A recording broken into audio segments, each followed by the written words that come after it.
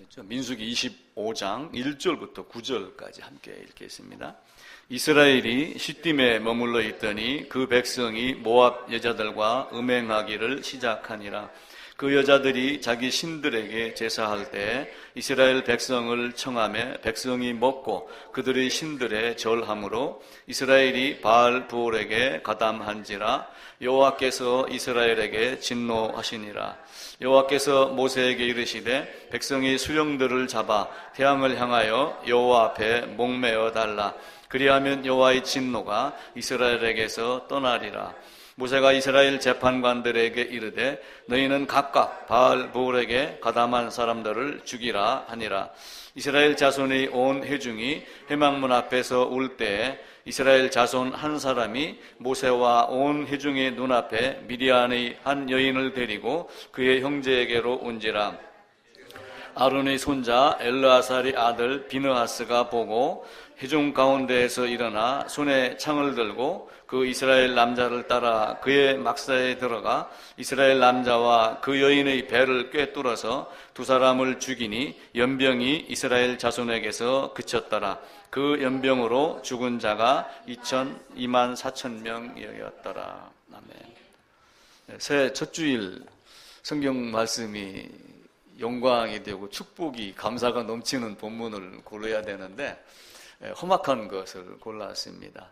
하나님은 사랑 그렇게 하지만 하나님을 떠난 자에게는 이런 엄청난 것들이 있습니다. 또한 많은 세상의 어떤 것들이 어떻게 하면은 성도가 하나님을 떠나게 할까라고 하며 많은 노력을, 자기들 나름대로의 노력을 기울입니다. 근데 처음에 약간 마음이 열렸던 것이 나중에는 그들 신에게 절하고 그리고 죽임을 당하고 하는 곳으로 가게 됩니다. 우리의 시작이 바르지 못하면은 끝이 바르지 못합니다. 또 시작이 바르다 할지라도 중간 과정에 잠깐 곁눈을 돌리면은 마지막에 참혹한 모습이 됩니다. 하나님은 재림하시고 그리고 반드시 마지막 심판이 있다. 흰 보좌에 있다. 이렇게 해서 흰 보좌를 백보좌라고 이렇게 이야기를 합니다. 그러니까 사람들이 백보좌 심판 그러니까 그 어떤 그 이상한 마왕이 앉아있는 백보좌 심판으로 무섭게만 자꾸 생각을 하고 그러는데 실제 거듭난 자는 전혀 무서움이 없고 생명책이 기록된 자는 생명을 입을 것이고 그렇지 않은 자는 엄청난 재앙을 진노를 받을 것입니다. 비느하스라고 하는 사람이 등장을 합니다. 비느하스는 많은 열정이 있었어요. 그 열정을 바꿔 얘기하면 하나님의 진노다, 분노다라고 표현을 해도 됩니다. 롯이 소돔성에 거했는데 때가 되니까 어떻게 했어요? 하나님이 소돔성을 멸하기로 하고 그들을 끄집어냈습니다. 쭈삣쭈삣 하는 사람들을 천사가 손을 잡아서 끄집어냈는데 아내는 뒤를 돌아다 봐서 소금 기둥이 됐고 그리고 이제 롯과 딸 둘이 밖으로 나왔습니다.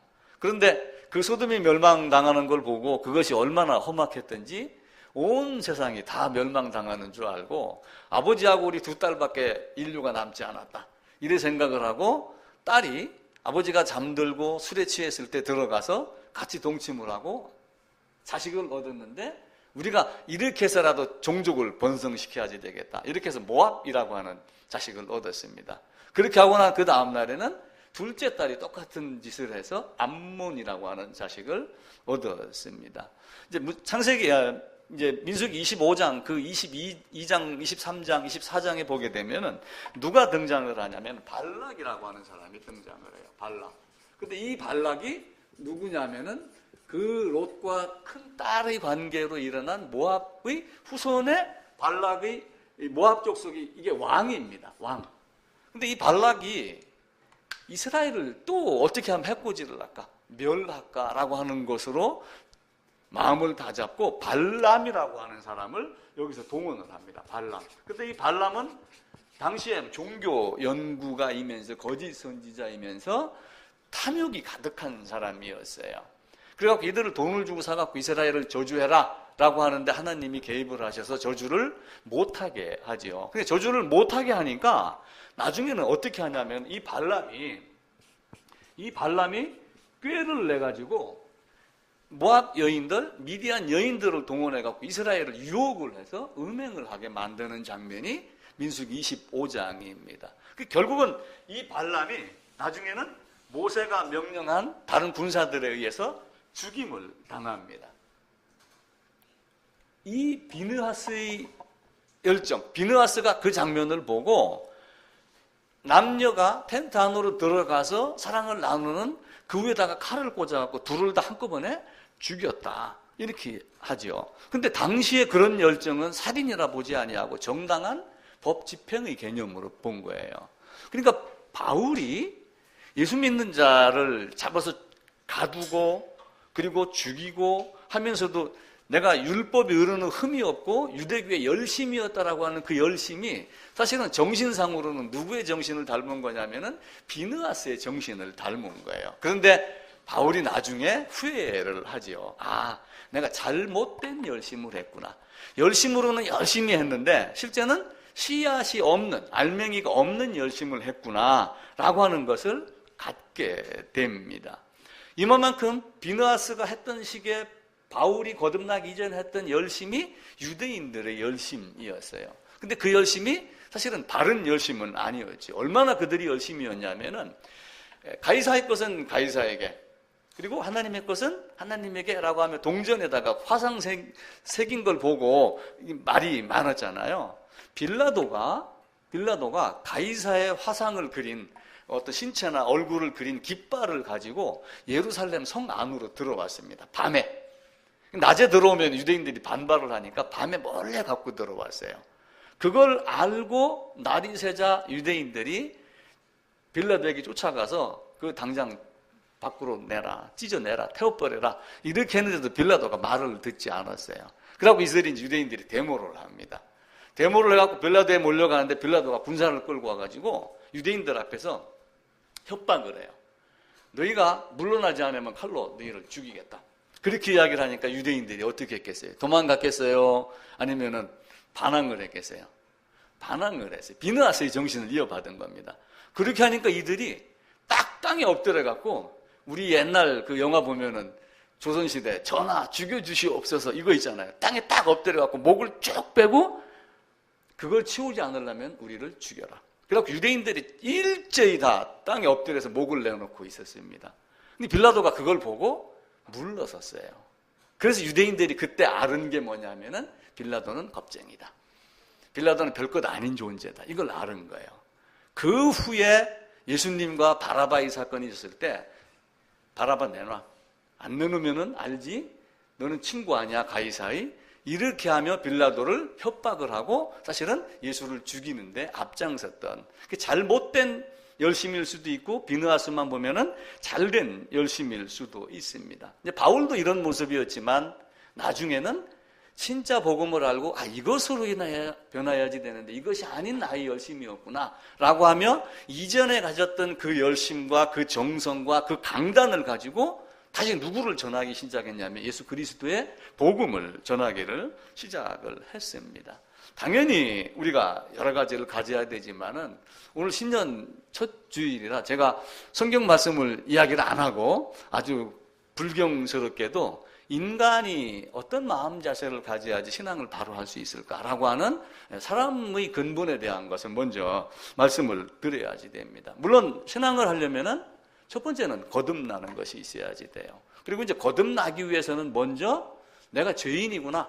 나는 이런 존재밖에 안 되는구나. 내가 이만큼의 부자고 이만큼을 갖고 있고 이만큼이 건강하다 할지라도 때가 되면은 결국은 죽는구나. 며칠 전 신문에도 보니까 미국에서 암협회에 회장을 했던 사람이 외국인 중에 한국인이 한 명 있었더라고요. 77세로 돌아가셨습니다. 암을 전 세계 암을 관장하고 약을 개발하고 치료하는 의사도 결국은 죽는구나. 이걸 우리가 생각을 하셔야지 돼요. 그래서 우리는 건강하다, 뭐하다 그러면 영원토록 할 것, 죽는 걸 보면서도 나는 안 죽을 것 같지만 사실은 죽는 걸 다 압니다. 저도 지난 가을에 그런 걸 겪고 나니까 죽음이라는 것이 순간이구나 라고 하는 걸 알게 됩니다. 그래서 신앙을 바로 하기 위해서는 가장 먼저 각 사람의 성품, 물론 이제 진리가 첫 번째이겠죠. 첫 번째는 당연히 복음입니다. 근데 복음이 있어야 되지만 또 한편으로는 사람의 성품이 있어야지 복음도 사실은 제대로 보기 시작을 해요. 왜냐하면 하나님이 어떤 사람을 이렇게 간섭을 해갖고 복음을 보여줘도 성품이 바르지 못하면은 복음이 보이지 않습니다. 그래서 올바른 사람, 올바른 마음가짐 이런 것들이 먼저 돼야지 됩니다. 시중에 밖에 나가서도 리더십 같은 거 교육을 하게 되면은 보험회사나 이런 직원들을 모셔다가 교육을 시킬 때는 으쌰으쌰 해가지고 기분 내는 것만 가르칩니다. 그런데 그것이 시간이 지나면서 뿌리를 계속 이야기를 해요. 그거는 순간이에요. 횃불, 장작불 켜놓고 잠깐 뜨거울 수 있지만 그 불씨를 관리하는 법을 사실은 우리가 인성의 개념으로, 성품의 개념으로 볼 수 있는 겁니다. 그렇게 바르게 돼야지 뭐가 있냐면 바른 신학을 할 수 있고 성경을 올바로 볼 수 있고 그래야지 바른 신앙이 되고 그 바른 신앙 때문에 바른 교회가 세워집니다. 그리고 그 바른 교회 안에 바른 성도가 있어야지 올바른 교제가 되고 올바르게 하나님을 향하여 나갈 수가 있습니다. 근데 그것이 안 되면은 안 돼. 그러니까 우리 생각 자체를 정당하게 하나님이 요구하는 성품으로 바꾸지 않으면은 되지를 않습니다. 며칠 전 신문에 어떤 내용이 나왔냐면 요즘에는 옛날에 X세대 이런 게 있었어요. X세대가 뭐였죠? 우리 청년들 X세대? 잘 모르겠어요? N세대 뭐 이런 것도 있습니다. 그런데 Z세대가 나왔대요. G라고 하는. 그러니까 A부터 시작해서 끝까지 다 나왔는데 다음에는 무슨 세대가 나올지 모르겠어요. 아마 도련변이 시대가 나오겠죠. 모든 것이 다 끝나는 시대. 근데 이 Z시대를 무슨 시대라고 얘기를 하냐면 1990년도 중반부터 2000년대 초까지 태어나는 사람들. 그러니까 지금의 약 20대 중반의 청년들이에요. 이들은 태어나면서 아날로그라고 하는 옛날도 모르고 오로지 디지털로만 태어나면서부터 보고 디지털로 사는 사람들. 그래서 디지털 원주민 이런 뜻이 Z시대라고 그럽니다. 그러니까 디지털 원주민이니까 엄지손가락만 누르면 세상에 있는 모든 것이 다 드러나는 거예요. 공부? 암기할 필요가 없어요. 이것만 누르면은 다 지식인에서 다 나옵니다. 이게 Z시대라고 하는 거예요. 근데 이 Z시대가 과연 좋을까? 결코 좋지 않아요. 이들은 모든 것이 다 휴대폰 안에, 컴퓨터 안에 다 있는 줄 알아요. 이들은 쌀 떨어지면 라면이면 되는 줄 알잖아요. 그죠? 전쟁이 일어나면은 화성으로 도망가면 되는 줄 알아요. 이런 사상을 갖고 있는 사람들이 현재 Z시대의 사람들입니다. 그런데 우리는 가난해야지 하늘이 보이는 거예요.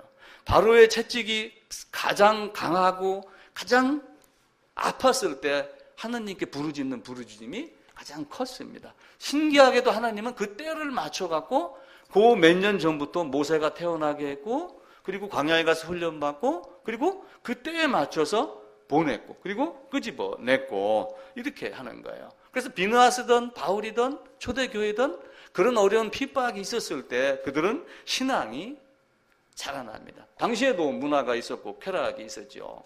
소돔성에는 그런 것이 없었겠어요? 당연히 있죠. 롯도 거기에 잠시 머물러 있었을지 그건 모릅니다.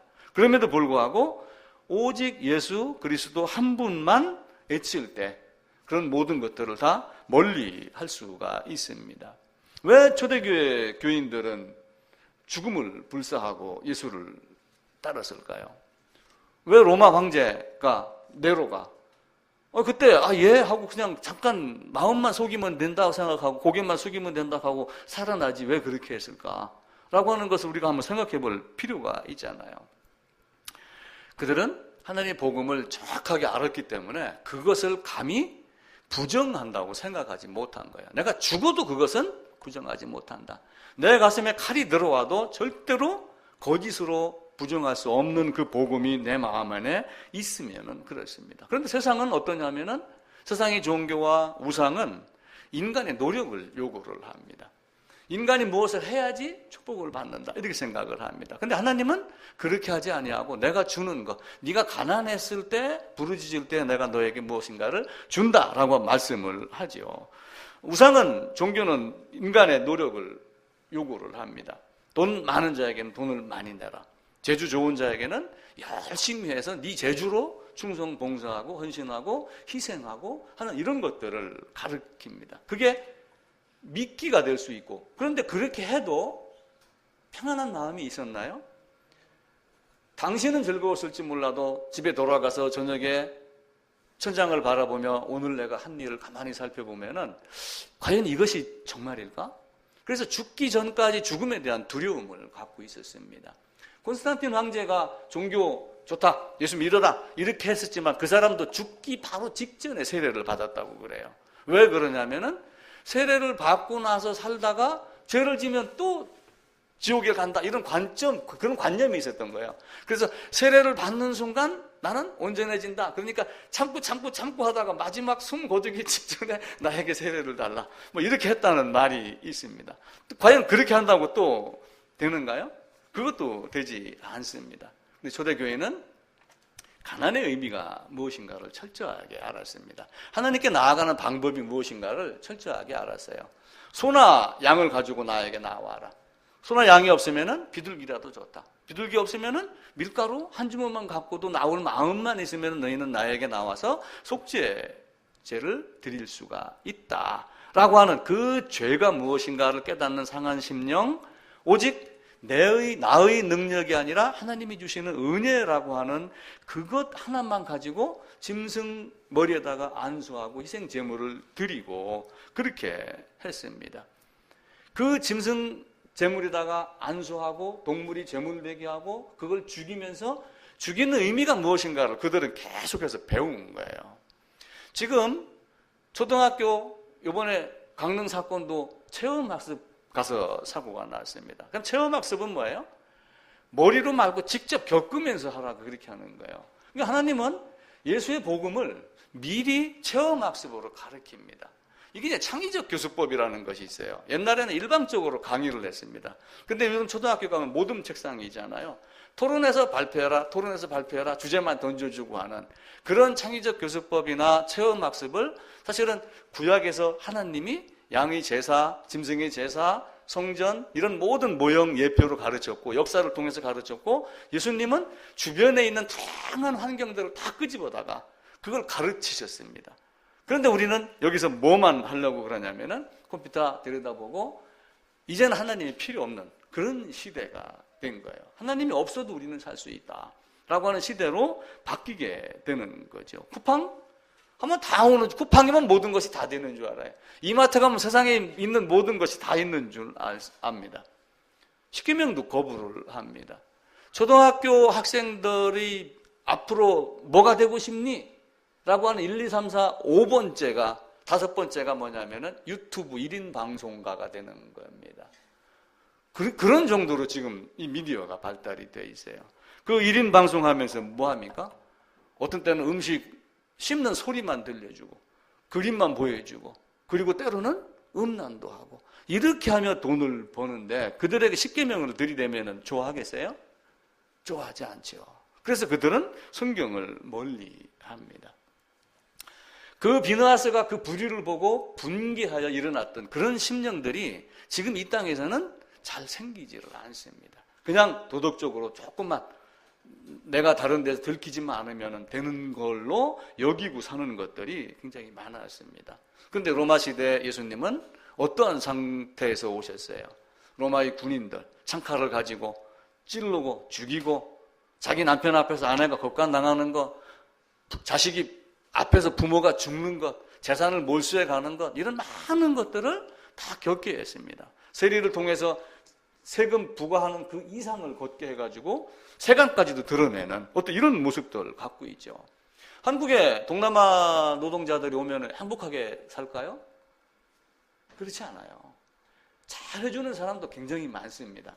그런데 대부분 또 일부는 아주 종같이 노예같이 부리는 사람들이 많습니다. 미국이 여러 나라의 민족들이 꿈의 나라로 얘기를 하고 희망의 나라로, 개척의 나라로 미국을 향합니다. 근데 그 안에서 우리 한국 사람이 이민 가가지고 황색 인종으로 살아가는 게 얼마나 힘들까요? 흑인들 거기 가서 영어 잘한다라고 그러지만 그 흑인으로 사는 모습이 얼마나 힘들은지 우리는 감히 상상을 못합니다. 그게 로마 시대의 많은 가난을 겪었던 그 가난과 똑같습니다. 그 로마가 얼마나 권력이 좋았고 얼마나 그 로마 사람이라고 하는 것 때문에 행복을 느꼈고 자기들의 권세를 누렸으면은 어떤 백부장은 나는 돈을 주고 샀다. 나는 많은 돈을 들여주고 샀다. 이렇게 이야기를 하죠. 그럼 많은 돈을 주고 샀으면 그것으로 그냥 끝냈을까요? 본전을 뽑아야죠. 아주 오래전 제가 차를 70, 80년대 총각 차를 사갖고 고속도로를 다니면은 항상 조심해야 돼요. 교통경찰이 있었습니다. 시내 곳곳에도 교통경찰이 있었어요. 당시에 어떤 말이 있었냐면은 교통경찰 돼가지고 3년 안에 집 못 사면 등신이다. 이런 얘기가 있었습니다. 실제로 지금은 이제 무인 카메라 이렇게 하지만 그때 당시는 그런 게 굉장히 많았어요. 그러면 로마에서 나는 돈을 주고 시민권을 샀어 하는 사람은 가만히 있겠어요? 내가 100원 주고 샀으면 200원 뽑아야지. 그래서 많은 사람들이 고생을 많이 한 거예요. 출애굽했던 백성들도 그런 어려움이 있었을 때 그 어려움 속에서 다니엘서 7장이 생각나는 거예요. 인자 같은 이가 하늘 구름을 타고 이 땅에 오겠다라고 하며 메시아가 올 것을 기다렸습니다. 근데 메시아가 오니까 어떻게 했어요? 그 로마군을 물리쳐 줄 줄 알았더니 로마군을 물리쳐 주지 아니하고, 물론 오병이어로 떡도 주고 물도 주고 이렇게 하니까 감사하죠. 마지막에는 호산나에서 예루살렘에 입성을 하니까 이제는 우리가 며칠만 참으면은 빌라도도 물러가고 로마 황제도 깨부수고 우리는 자유가 되었다 이렇게 했지만 결국 거기에다가 죽었으니까 그들의 마음속에는 하나님이 아닌 것으로 보인 거예요. 오히려 바라바가 그들에겐 더 용감한 존재, 그 비니라스의 정신을 갖고 떠들고 다니던 그 칼제비 살인자, 그 바라바를 오히려 요구를 했습니다. 근데 이 마음 안에 하나님이 어떤 존재인가, 하나님 우리에게 어떤 방법으로 사랑을 베푸셨는가를 잘 생각하지 않았기 때문에 그래요. 아침에 자동차 시동을 걸다가 시동이 걸리지 않습니다. 그럼 어떻게 해야 돼요? 보험회사 전화해서 시동 안 걸립니다. 요즘은 이렇게 합니다. 자, 시동이 안 걸린다고 열쇠상에 가서 자동차 키 바꾸는 사람 보셨나요? 그렇지 않아요. 배터리가 문제든지 우리가 그 셀프 모다, 세로 모다라고 하는 모다가 문제든지 차 안에 들어가 있는 어떤 뭔가 하나가 문제가 있기 때문에 그래요. 우리 인간도 마찬가지로 내 안에 들어가 있는 작은 그것 하나가 하나님을 잘못 바라보게 했기 때문에 하나님을 바라보지 못하는 것이지 겉의 문제가 아니라 우리 내부의 문제예요. 그래서 제가 어떤 말씀을 드렸냐면은 어떤 문제가 일으켰을 때 남이 탓하는 사람과 내 탓이요 하는 사람과 이 차이가 있다. 원인을 자기에게 돌려야지 원인을 화살을 다른 사람에게 돌리는 것은 바람직하지 못하다. 오히려 그런 사람들하고 계속 만남을 가질 것 같으면 멀리하는 것이 좋습니다. 결국은 계속 남이 탓을 하고 자기 탓은 전혀 하지 않습니다. 그러니까 우리가 신앙을 가지는 마음 자세도 마찬가지로 왜 내가 하나님의 말씀이 귀에 잘 들어오지 않는가? 그건 목사의 설교가 잘못돼서 그래. 그럴 수도 있습니다. 성경이 너무 어려워? 진짜 어렵습니다. 근데 진짜 중요한 건 뭐예요? 성경의 글을 모른다고 하여 예수를 모를 수가 있나요? 아니에요. 글자가 나오고 활자가 나온 지가 몇 년 안 됩니다. 그죠? 중세 이후입니다. 그럼 그 이전에는 어떻게 했어요? 우리 여성들 논문해서 그것도 안 배우게 했잖아요. 그럼 그때는 생각이 없었나요? 아니에요. 마음속에 우리가 글은 몰라도 말로서 할 수 있는 어떤 그 마음이 제대로 되어 있지 않기 때문에 그래요. 그래서 전적 타락이라고 하는 것만 철저하게 이해를 해도 신학적 논쟁이 생길 수가 없어요.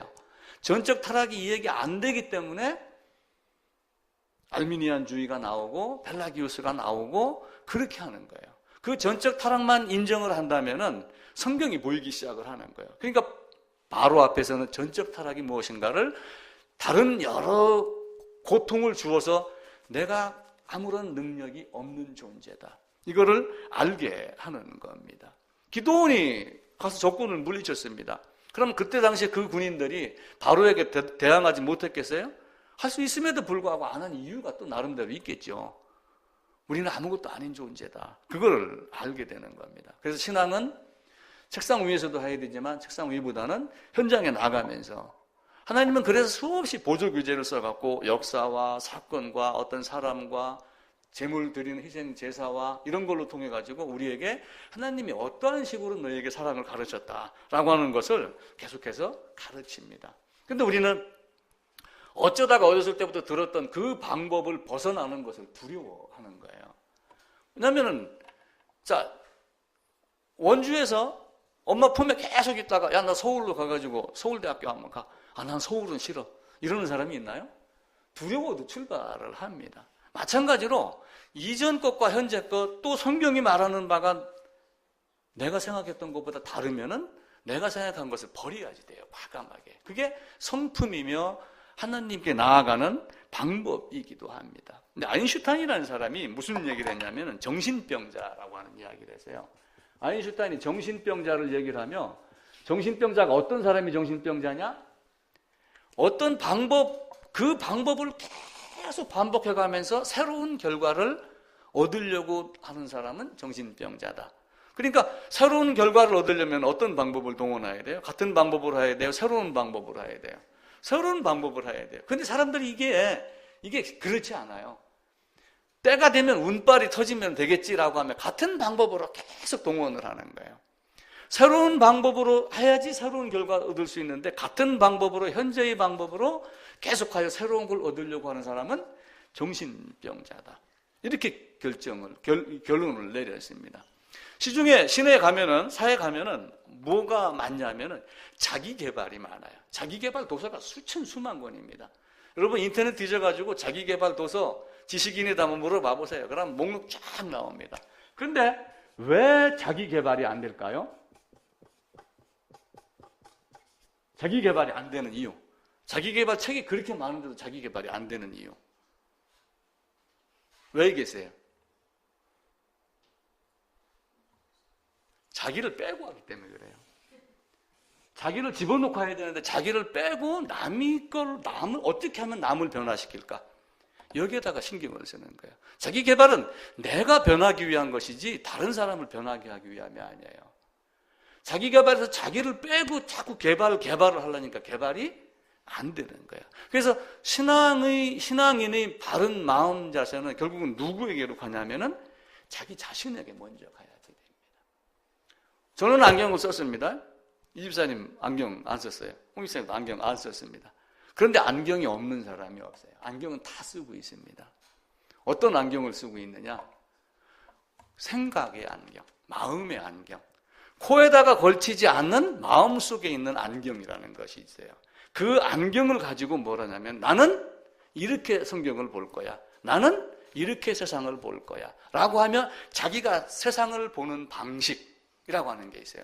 내가 세상을 보는 방식. 그것을 뭐라고 얘기를 하냐면 패러다임 이렇게 이야기를 해요. 패러다임.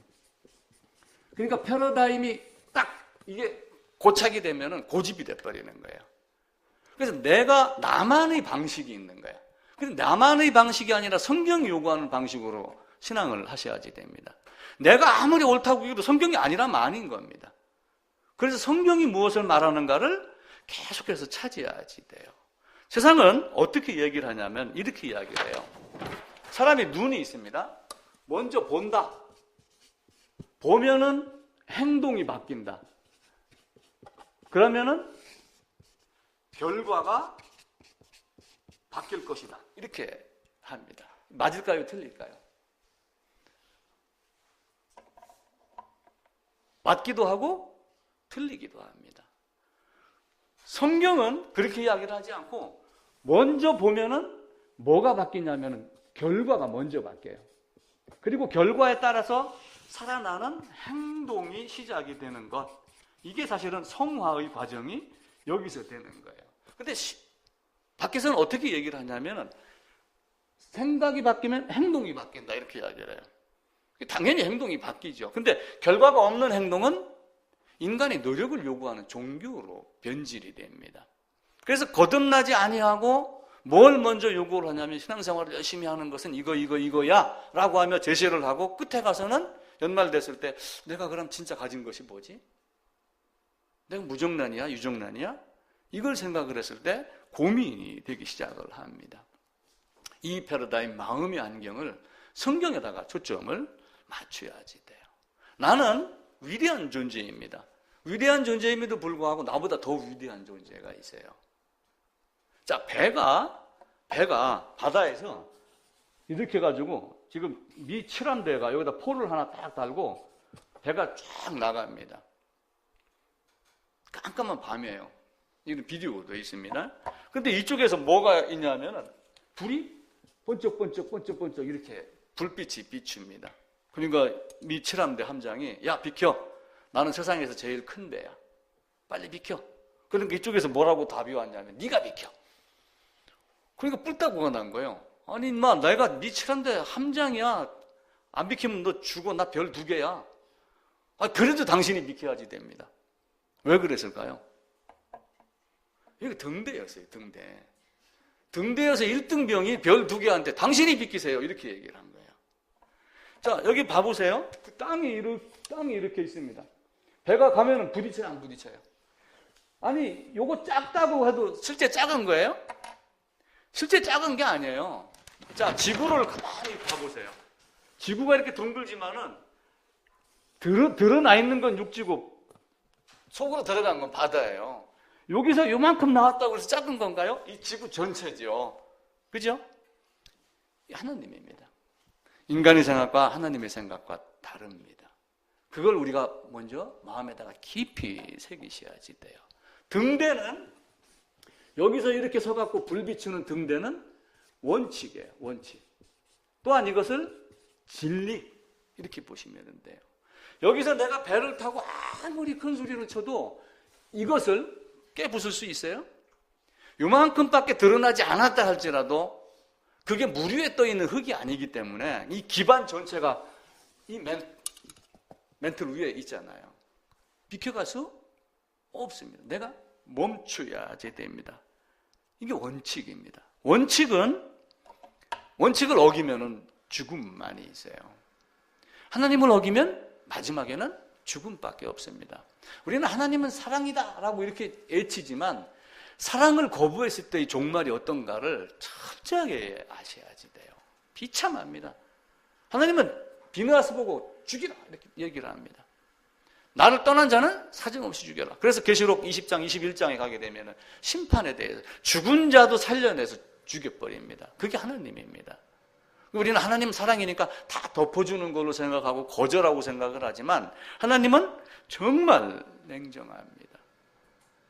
원칙은, 진리는 남녀노소 불분입니다. 아, 쟤는 애기니까 봐줘 이렇게 하나요? 애기라고 봐주지 않습니다. 빈부귀천, 아, 저 사람은 대통령이니까 봐줘 이렇게 하나요? 박근혜 씨도 우리 한국 법 그거 하나 어긋났다고 감옥에 들어가 있잖아요. 그게 하나님의 법입니다. 그럼 한국 법이 하나님의 법보다 작은가요? 한국 법은 당연히 작고 사라질 것이고 하나님의 법은 영원합니다. 그 하나님의 법, 원칙, 진리는 태초부터 지금까지 변함이 있어요, 없어요? 태초부터 지금까지 변함이 없습니다. 아브라함에게 했던 것과 나에게 했던 것은 똑같습니다. 아브라함에게 전했던 복음과 나에게 전했던 복음이 같을까요? 다를까요? 똑같습니다. 그게 만약에 다르면 복음이 아니에요. 원칙이 아닙니다. 그리고 원칙은 절대로 바뀌지 않아요. 진리는 영원합니다. 그래서 시간과 공간을 초월해서 저 미국이든 유럽이든 한국이든 일본이든 어디든지 간에 1000년 전이든 2000년 전이든 앞으로 1000년 후든 하나님의 복음은 동일하게 선포가 되고 동일한 방법으로 우리에게 다가옵니다. 그래서 옛날 사람도 하나님을 믿지 않았으면 심판이고 지금도 믿지 않았으면 심판이고, 근데 지금은 Z시대 뭐 이런 식으로 하나님이 어떤 분인가를 더 밝혀야 합니다. 어쩌면은 목사가 설교하는 저 같은 지식이 부족한 목사보다 인터넷 들어가면 수많은 걸 끄집어내갖고 저를 반박할 수도 있어요. 근데 하나님이 원하시는 거냐 원하지 않는 거냐의 차이를 우리가 아셔야지 됩니다. 우리는 죄에 대해서 말하는데 내 죄값을 누가 치러야 했을 내 죄값을 누가 치러야 돼요? 내가 치러야 돼요. 그게 원칙이에요. 잘 이해를 하시고 여러분들이 받아들여야 하시게 됩니다. 대속? 맞습니다. 그런데 그 대속 안에 내가 있느냐 없느냐에 따라서 대속이 되고 대속이 안 될 수도 있다는 것을 여러분들이 성경을 통해서 알으셔야지 됩니다. 에스겔서 18장에 가면 이런 말씀이 있어요. 범죄하는 그 영혼은 죽을지라. 반드시 죽습니다. 그러면서 아들은, 에스겔서 한번 찾아봅시다. 에스겔서 18장입니다.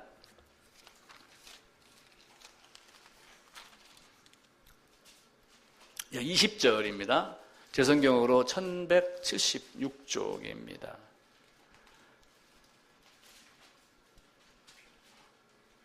예, 20절 한 절만 같이 읽어봅시다. 범죄하는 그 영혼은 죽을지라. 아들은 아버지의 죄악을 담당하지 아니할 것이요 아버지는 아들의 죄악을 담당하지 아니하리니 의인의 공의도 자기에게로 돌아가고 악인의 악도 자기에게로 돌아가리라. 예수님은 내 죄를 담당하지 않습니다. 내 죄악을 담당하셨지만 그 말의 의미를 여러분들이 이해를 하셔야지 돼요. 대속 안에 속해서 담당하셨지만 개별적으로 놓고 봐서는 아들은 아버지의 죄를, 아버지는 아들의 죄를 담당하지 아니하고 각각 자기의 죄로 죽습니다. 그래서 내가 죽을 수 있는 방법을 제시하셨고 내가 죽도록 하신 것이 대속의 은혜라고 하는 거예요. 그런데 여기서 우리는 그 대속을 오해를 하고 거저 공짜 예수님이 다 해놨어. 나는 믿기만 하면 돼. 근데 뭘 믿느냐를 얘기를 하면은 예수님이 내 죄 다 가져갔어요. 이게 정답이면은 사실은 문제가 돼요. 성경을 우리가 깊이 묵상을 하셔야지 됩니다. 그래서 하나님 앞에 가서 너의 죄는 예수님의 죽음 안에 내가 그 죽음으로 있다라고 하는 그 말씀을 해야지 됩니다. 원칙은 하나님의 진리는 내가 통제할 수 있어요, 없어요? 내가 통제할 수 없습니다. 원칙은 나의 통제권 밖에 있어요. 하나님의 진리는, 하나님의 원칙은 나에게 먼저 양해를 구하고, 자, 아담에게 하나님이 협조를 구했어요. 에덴의 동산 나무 2개를 나눌 테니까 너는 이렇게 해야 돼. 나 이렇게 할 거야. 이렇게 얘기를 하고 시작을 했나요? 협의하거나 협조를 구하거나 이러지 않았어요. 일방적으로 하나님이 아담에게 법을 해놓고 일방적으로 통보를 했습니다. 그게 하나님의 방법이에요. 그걸 우리가 이해하지 못하고 하나님이 꼭 우리하고 뭘 협의를 하고 우리의 양해를 구하고 내가 도와줘야지 하나님이 뭔가 성취가 되는 것으로 오해를 하기 때문에 신학적 논쟁이 계속해서 생기는 거예요. 그거 한두 가지만 알아도, 전적 타락만 제대로 알아도 쓸데없는 이론들이 순식간에 다 사라집니다. 인간의 힘으로 하나님의 법을 거스를 수 없습니다. 나는 반드시 통제받고 통제 안에서 그냥 왔다가 가는 존재. 내가 그 법을 수용하든 수용하지 않든. 이번 1월 1일부로 마트에서 비닐봉투를 지급 안 합니다. 하다가 걸리면은 30만 원인가 300만 원 벌금을 내요. 근데 가게 주인이 나는 몰라. 대통령이 나한테 와서 얘기 안 했어. 이런다고 해요. 법 조촉을 안 받는다고요? 아니에요. 알든 모르든 일단 그것은 공포가 되고 시행이 되면은 그건 적용이 됩니다. 성경은 이미 오래전에 그렇게 법을 만들어 놓고 사람들에게 성경을 통하여 이렇게 가르칩니다. 결과도 정해져 있습니다. 그래서 내가 생각하는 것은 뭐냐면은 가치라고 하네요. 가치. 원칙이라는 것이 있어요. 이렇게 원칙. 원칙은 불변입니다. 영원 불변입니다. 시공을 초월해서 전혀 변함이 없어요. 그런데 가치라고 하는 것은 수시로 바뀝니다. 시대에 따라서. 시대에 따라서 금값도 바뀝니다. 그죠? 그게 가치예요. 누구나가 다 자기만의 가치를 갖고 있어요. 근데 그 가치를 어디에다가 맞춰야 되냐면은 원칙하고 맞췄을 때 그 가치가 가치로 인정을 받는 거예요. 그러니까 우리가 갖고 있는 어떤 생각도 원칙과 하나님의 진리와 맞았을 때 그때 내가 하나님의 사랑을 받고 있는 것이지 하나님 따로 나 따로 내가 일방적으로 짝사랑했다고 하여 하나님이 나를 사랑하는 것이 결코 아닙니다. 하나님은 자기를 사랑할 수 있도록 만들어 놓으셨어요. 자, 세상에서 성공하는 방법이 딱 3가지가 있어요. 가르쳐 드릴까요? 성공하는 방법 3가지. 뭔지 아세요? 첫 번째, 신뢰. 그럼 2번째는요? 예? 두 번째도 신뢰. 세 번째도 신뢰. 신뢰예요, 신뢰. 하나님은 신뢰할 수 있어요, 신뢰할 수 없어요? 그 신뢰만 있으면 모든 것이 다 이루어져요. 근데 신뢰는 무엇으로 구성이 되어 있냐면은, 신뢰는 믿을만하다라고 하는 거거든요. 미쁘다, 뭐 이 말하고도 같은 말입니다. 그런데 어떤 사람의 성품이 있고 어떤 사람의 역량이라고 하는 것이 있어요. 사람도 기술은 좋은데 인간성이 더러운 사람이 있어요. 기술도 나쁘고 인간성이 더러운 사람도 있어요. 그럼 별 볼 일 없겠죠. 근데 인간성은 좋은데 기술이 없는 사람이 있어요. 야, 저 사람 서브하는데, 서빙은 잘하는데 늘 이걸 주문도 잘못 받고 커피도 잘못 내리고 만약 이렇게 한다고 해보세요. 이 두 가지가 딱 갖춰져 있을 때 우리는 이 사람을 신뢰한다, 이렇게 이야기를 해요. 신뢰한다. 나는 여러분에게 신뢰도가 몇 %예요?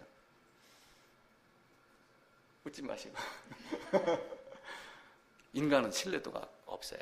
때로는 50%가 될 수도 있고 때로는 60% 될 수 있고, 어떻게 하다 보면 100% 같은데 돌아서서 가만히 생각하면 20%밖에 안 되는 것 같고. 근데 하나님은 신뢰할 수 있어요, 없어요? 영원부터 영원까지 거짓이 없고, 영원부터 영원까지 죄가 없고, 그리고 죄악을 싫어하고 올곧고, 그 하나님의 속성에 전혀 변함이 없고, 그러면서 하나님은 능력이 어떠신 능력을 갖고 있어요? 세상을 창조하고 다스리고 물리치고 모든 다 갖고 있잖아요. 그 하나님을 우리가 신뢰하지 않으면 안 됩니다. 인간은 전적 타락이라고 하는 걸 갖고 있기 때문에 여기서 아무리 능력을 비춰도 신뢰도는 없습니다. 그 신뢰가 인간에게는 나올 수가 없어요. 딱 신뢰할 수 있는 분은 누구예요? 하나님 한 분밖에 없어요. 그래서 우리가 신앙을 그 기준을 갖고 해야지 돼요. 그 기준이 아닌 것으로 접근을 하면은 언젠가 실망을 하고, 에이, 이 교회도 아닌가벼, 저 교회도 아닌가벼, 그럼 결국은 성경이 아닌가벼, 이렇게 될 수가 있어요. 근데 하나님은 변함없고 사랑이지만 그 하나님이 우리에게 주시는 사랑의 방법이 무엇인지 그걸 아는 거예요. 베드로, 바울 서로 다른 사람이지만 그 하나님을 신뢰를 했기 때문에 그 나약한 존재를 사용을 하셔서 하나님이 이런 분이시다라고 하는 것을 우리에게 말하는 겁니다. 오늘 오후에는 삼위일체 하나님에 대한 이야기를 합니다. 사람이 여럿이 있다 할지라도 새 쌍둥이, 네 쌍둥이 다 다릅니다. 그런데 하나님은 그 속성이 전혀 조금의 차이도 없고 완벽하게 일치를 합니다. 서로 안에 침투해 있고, 그리고 서로 안에 함께하고, 나뉘지도 않고 분리되지도 않고, 그러면서도 한 분이신 하나님. 이 신뢰라고 하는 것이 있었을 때, 이 성품과 역량이라고 하는 두 가지가 우리에게 다 있어줘야지 돼요. 그래서 내가 내 마음이 어떤 마음으로 성경을 보기 시작을 할까, 어떤 마음으로 교회당에 나오는가, 이게 분명해야지 돼요. 그게 분명하지 않으면 교회에 헛다니는 거예요. 사람은 신비한 능력이 있어요. 개는 기분 나쁘면 짖고, 옆구리 맞으면 발로 채이면 물고, 머리 쓰다듬으면 꼬리 흔들고, 개가 그렇게 합니다. 근데 사람은 속은 부글부글 하면서도 얼굴은 웃을 수 있는 능력이 있어요. 이게 사람의 능력이에요. 그래서 우리가 속과 겉이 항상 같아야지 신앙을 할 수가 있어요. 그래서 물론 마음이 괴로워도 얼굴은 웃을 수가 있지만 그 마음 속에 있는 괴로움을 가지고 하나님 앞에 나아가지 않으면 신앙을 할 수가 없습니다. 그 하나님 앞에 그런 마음을 갖고 나갔을 때 그 시작이 뭔가 그걸 하나 보는 거예요. 그 가난한 마음을 여러분들이 가져야지 올해 1년 동안 또 내년에든 1년뿐만이 아니잖아요. 대통령이 바뀔 때마다 5개년 계획 때문에 지금 계속 정책이 바뀝니다. 중국 사람들이 한국 사람을 못 믿겠대요. 이유가 그거랍니다. 중국은 50년 대계, 100년 대계 이렇게 계획을 세운대요. 근데 한국은 5년 대계입니다. 대통령 바뀌면 이전 했던 그냥 상 무시합니다. 그냥 즉 밟고 부정해야지 내가 이기니까. 근데 중국은 100년 되게. 그래서 한국은 정책을 수립을 해도 믿지를 못하겠다. 이렇게 이야기를 해요. 그 우리는 100년 대계가 아니라 영원 대계입니다. 그 영원을 위해서 우리가 어떠한 마음가짐, 어떠한 성품, 어떠한 원칙, 어떤 신뢰, 어떤 하나님을 믿을 것인가? 내가 어떤 존재로, 어떤 마음으로 하나님께 다가갈 것인가? 이게 시작부터 철저하지 않으면 하나님이 내게 오지를 않습니다. 출애굽 이전에 많은 재앙을 내렸어요. 똑같은 재앙이 내린다는 걸 알면서도 피한 자가 있고 피하지 않은 자가 있잖아요. 피한 자는 왜 피했어요? 하나님을 신뢰하니까 피한 거예요. 피하지 않은 자는 애굽에 있는 관료들도 하나님 우박 내리는 걸 알았습니다. 근데 그 우박 내리는 걸 알고 피한 자가 있고 피하지 않은 자가 있어요. 이게 우리의 모습입니다. 그 작은 것, 작은 마음에 작은 것 하나님이 씨앗이 탁 떨어졌을 때 우리의 마음이 변화되기 시작을 해요. 그것이 무엇인가를 올해는 작년보다 더 깊게 잡으셔야지 됩니다. 퐁당퐁당 돌을 던지자 이런 노래 있죠. 그럼 돌을 탁 던져요. 그럼 돌을 딱 던지면은 여기에 돌멩이가 하나 딱 떨어지면 여기서부터 뭐가 생겨요? 이렇게 물결이 생겨가지고 이렇게 퍼져나가요. 그죠? 요 돌멩이, 요 작은 것 하나, 요게 여러분 가슴속에 탁 떨어져야지 돼요. 그게 뭔가? 그게 복음이에요. 그 복음을 알기 위해서 내가 어떠한 존재인가, 얼마나 가난한 존재인가 이걸 아셔야지 돼요. 지금까지 했던 방법 아니면 버리시는 거예요. 당연하게, 과감하게. 내가 진짜 거듭났는가? 그거 여러분 그거 놓치면 어떻게 되겠어요? 제가 아침에 조그만 소책자를 하나 줬습니다. 이거 반드시 보고 여기에 대한 답을 한번 대신 만들어 봐라. 일반적으로 이야기하는 죄의 속성, 죄사함의 방법, 뭐 이런 얘기를 한 두세 페이지에 했어요. 물론 그거 가지고 더 많이 하겠죠.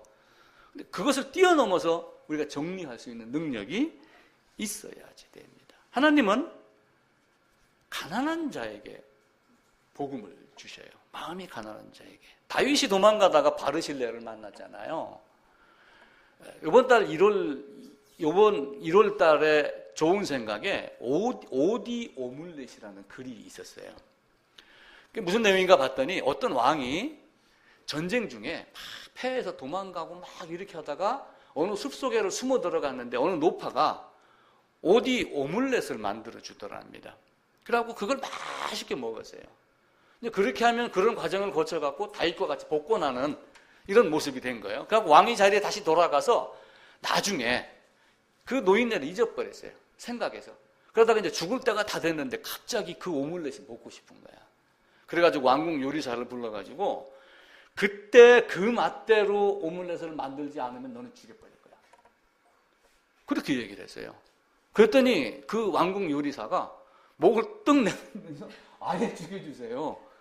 그 맛을 낼 수 있는 사람은 이 세상에 한 사람도 없습니다. 당신이 그때 그 위치에 처해 있어야지 그 맛이 나지. 그 노파가 지금 와서 똑같이 음식을 만들어도 당신은 그 맛을 못 느낍니다. 그 말에 왕이 정신이 파딱 들어가고 그 요리사에게 상금을 줘서 돌려보냈다. 이렇게 그 왕이 얼마나 또 현명했어요. 그 말을 알아듣고 그렇게 했으니까. 그게 우리 심령이 가난할 때, 그게 가난할 때만 그게 보여요. 고통이 그게 달아야지 모세가 다가갑니다. 고통이 그게 달아야지 예수님이 오십니다. 그 때를 예수님이 정하신 거예요. 하나님은 우리가 어렵다라고 하면 하나님은 우리를 받아줘요, 안 받아줘요? 안 받아줍니다. 여러분 자석이 있잖아요. 막대 자석에다가 실을 매달아 갖고 두 개, 하나는 딱 이렇게 이제 고정을 해 놓습니다. 여기가 이제 S고 여기다가 또 이렇게 자석을 매달아 가지고 여기도 S입니다. 실을 매달아서 잡고 있어요. 그러면 다가가면 어떻게 돼요? 요거는 고정되어 있지만 요거는 옆으로 샥 돌아갑니다. 그래서 제가 이걸 생각을 하다가 나도 어려운 자야. 이렇게 하고 하나님께 덤벼봐봐야 하나님이 너는 아니야. 이렇게 밀쳐낸다 그거예요. 근데 하나님이 나는 나는 이런 존재입니다 라고 했을 때 요 안으로 들어가는 거예요. 인간은 아무리 깨끗하다 할지라도 죄인에 불과해요. 거듭난 자도 부족함이 많습니다. 이 자석을 반으로 딱 잘랐어요. 그러면 떨어져 나간 이쪽에는 N이고 이쪽에는 S 따로따로 놓을까요? 또 그 순간에 NS가 계속해서 생겨요. 이렇게 되면 여기에 NS, 여기에 NS 생기고 쪼개면 또 생기고 또 아무리 작게 해도 그 안에 NS가 존재를 한대요. 인간은 아무리 겸손하고 아무리 무릎을 꿇어도 그 속성상 전적 타락에 대한 개념을 벗어날 수가 없는 존재예요. 근데 그 앞에서 하나님 앞에서 나는 이런 존재입니다 라고 하나님의 무릎 꿇지 않으면은 하나님이 나를 받아들이지를 않습니다. 이 땅에는 죄가 여러 개 있다라고 그러죠. 우리나라는 촛불 때문에 또 우리나라는 신명이 나면은 잘하는 민족이다. 그래서 우리나라에서 제일 좋은 법은 국민정서법이라고 하는 이야기가 있어요. 헌법보다 높은 것이 국민정서법이다. 그래서 국민정서법만 있으면 헌법을 바꿀 수도 있다.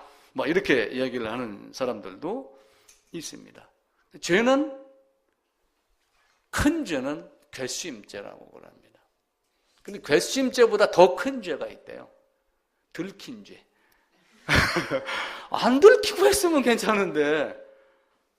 근데 자 보세요. 하나님은 안 들킨 죄까지 다 드러냅니다.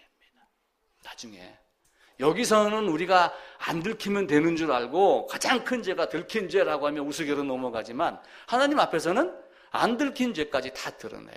히브리서 4장에 가면은 관절과 골수와 영과 막 쪼개기까지 하여 벌거벗음같이 드러난다 그렇게 하죠. 그 내용이 구약으로 가면 어디냐면은 번제 드리는 장면이에요. 번제를 드리면서 고기를 잡아갖고 피만 받아서 지성소로 가져가면 끝날까요? 그렇게 하지 않아요. 고기를 쪼개고 뼈까지 다 발라내요. 뱃속에 있는 내장까지 다 끄집어내갖고 뒤집어 씻고서 나의 모든 것이 다 드러나야지 돼요. 그때 드러날 바에는 지금 여기서 드러내자. 이게 신앙이 돼야지 돼요.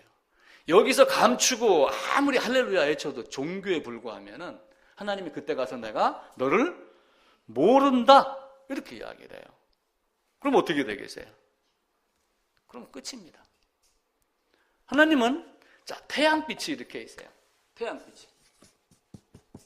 태양빛은 이렇게 갈까요? 이렇게 갈까요?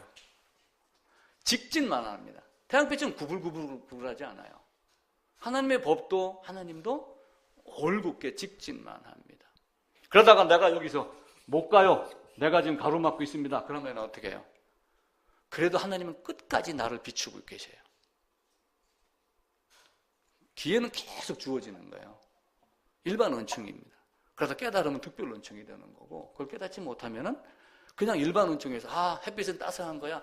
이걸 느낀다 한다는 의미가 없는 거죠. 그러다가 요 뒤에다가 나무 이만한 거 하나 심어놓고 나무 뒤에서 숨으면 와요 안 와요? 빛이?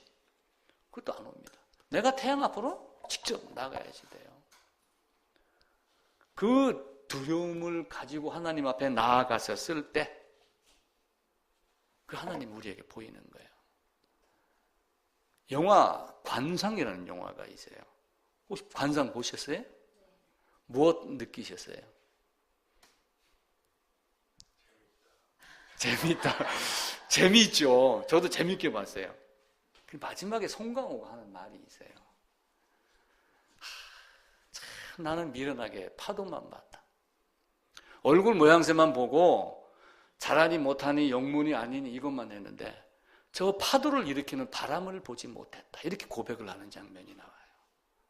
제가 그 넋두리를 딱 들으면서 우리가 낙엽을 보며 바람을 볼 줄 알고 성경을 보면서 성경 안에 글자 안에 문장 안에 숨어있는 하나님이 우리 마음속에 우리 눈에 드러나야지 돼요. 그 바람 낙엽을 움직이고 파도를 일으키는 그 바람과 같은 하나님 그게 우리 눈에 보였을 때 난 파도만 보고 바람을 보지 못했어. 결국은 마지막에 보면 자기 아들도 죽잖아요. 그죠? 그 안타깝잖아요. 눈까지 멀고 그리고 끝내 죽고 그러면서 내가 바람을 보지 못했구나. 성경을 암송하는 사람도 있습니다. 몇십 절, 몇십 구절 암송 대회도 합니다. 어린이 대회 나가면은 에베소서 5장 그러면 쫙 암송합니다. 근데 바람을 보지 못하면 아무 의미가 없는 거예요. 우리는 성경이 우리에게 암송하라고 주어지는 게 아니에요. 성경을 통해 갖고 인격적인 만남, 어떤 도움, 이런 동아리의 형태로 모임을 만들려고 성경을 준 것 아니에요. 성경은 이것을 기록하면 오직 너희에게 생명을 얻게 하려 합니다. 이거 한 가지입니다. 그걸 알고 나머지를 알아가는 거예요. 그래야지 그 물이 딱 떨어졌을 때 건너편에 있는 나물 씻는 누나의 손등을 간지러 주어라 하는 그거대로 딱 떨어졌을 때 이게 이렇게 퍼져나가요. 그게 인사이드 아웃이에요. 인사이드 아웃. 내 안에 원칙이, 진리가, 예수님의 생명이 들어갔느냐 들어가지 않았느냐, 이것 한 가지를 가지고 여러분 2019년도 해나가는 겁니다. 그저께 JTBC에서 무슨 대담회를 하더라고요. 제가 그걸 딱 시작할 때 봤어요. 그랬더니 모 대학교 교수가 나와가지고 이런 말을 하더라고요. 미남 미녀를 한번 설명해봐라. 미남 미녀, 여기 계신 분 다 미남 미녀입니다. 미남 미녀를 설명을 해봐. 어떻게 미남 미녀를 설명해요? 근데 그 교수가 하는 말이 미남 미녀를 설명하기는 어렵다. 근데 미남 미녀는 딱 보면 안다. 이렇게 얘기를 하더라고요. 그래서 내가 오늘 하나 진리를 건졌구나. 우리가 성경을 다 알고 다 해석하고 못합니다. 단어 분해해가면서 이게 뭐고 저게 뭐고 이거 다 하려면은 일평생을 다 해도 못합니다. 그래서 지리산에 있는 무슨 목사는 그 얘기를 해요. 언제부터 오늘은 1장, 다음 주엔 2장, 그 다음 주에 3장 해가지고 네 죽을 때까지 성경 얼마나 보고 죽나 보자. 우리는 일주일 만에 성경을 뗀다. 이렇게 하며 성경 전체를 일주일 만에 설명하는 분이 있어요. 우리가 그렇게는 못할지언정 성경 전체를 보는 눈이 있어야지 되고 그 하나님 말씀이 무엇인가. 그래서 성경은 무정란 100트럭보다 유정란 1개를 좋아하시는 하나님, 그걸 아셔야지 돼요. 물론 무정란도 먹는 것 이런 거 치면은 할 수 있는 용도가 많지요. 그런데 생산을 못하고 대를 이어가지 못하면은 그것은 아무 의미가 없는 것이 됩니다. 우리가 어려움이 반드시 오실 수 있습니다. 힘들 때도 많습니다. 고통과 고난이 있을 때도 분명하게 있습니다.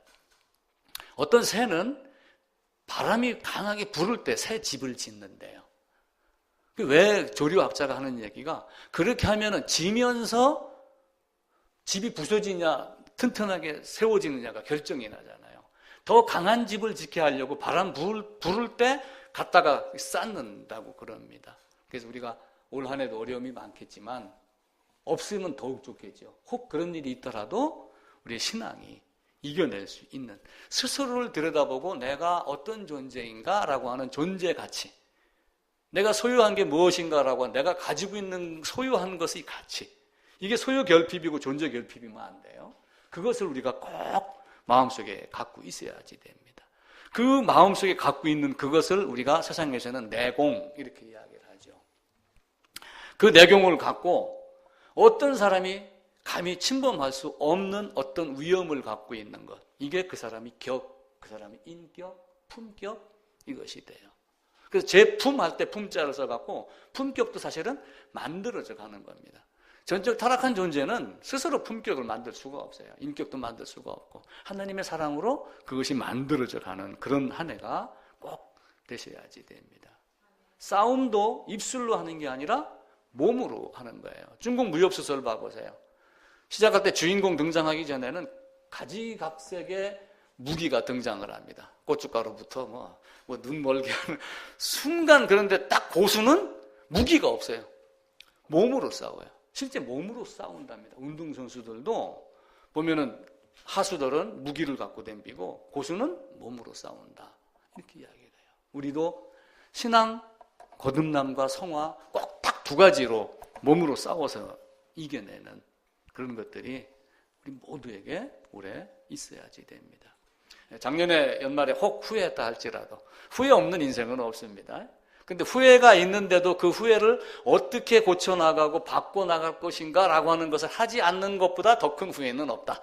이렇게 이야기를 하잖아요. 그래서 올해는 이제 그런 것이 없고 먼저 자신 살피고 밖에는 두 번째.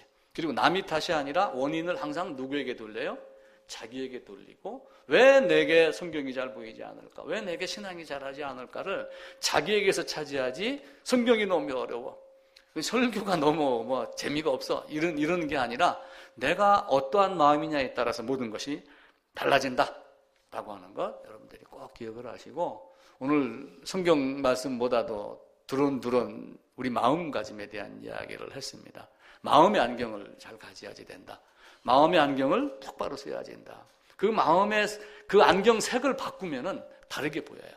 그 마음을 바꾸면은 성경도 다르게 보입니다. 그리고 나는 벌레와 같은 존재예요. 원칙, 시공을 초월한 진리, 등대, 아무리 큰 칠한데 군함이 있다 할지라도 그 작은 섬 하나를 뚫고 지나가지 못합니다. 포탄으로 그것을 쏴서 없앴다 친다 한들 물속에 있는 것은 그냥 그대로 남아있는 거예요. 그래서 나와 하느님과는 어떠한 사이인가? 하나님은 어떤 분이고 나는 이런 존재구나 라고 하는 그 존재에 대한 것도 꼭 기억을 하시고 그리고 내가 바른 성품, 바른 마음 이런 갖는 거. 그래야지 신뢰가 생기고 진짜 신뢰할 수 있는 분은 하나님 한 분이다. 인간은 조속으로 바뀌지만 하나님은 절대 변하지 않는 하나님. 그리고 하나님은 정말 나를 위하시는 하나님이지 사람이 멈추면은 끝까지 태양이 비켜가지 않아요. 끝까지 나를 향해서 하나님은 내가 옷을 덥다고 옷 벗기 전까지 그 코트를 벗기 전까지 끝까지 나를 비춰주시며 기다리시는 하나님.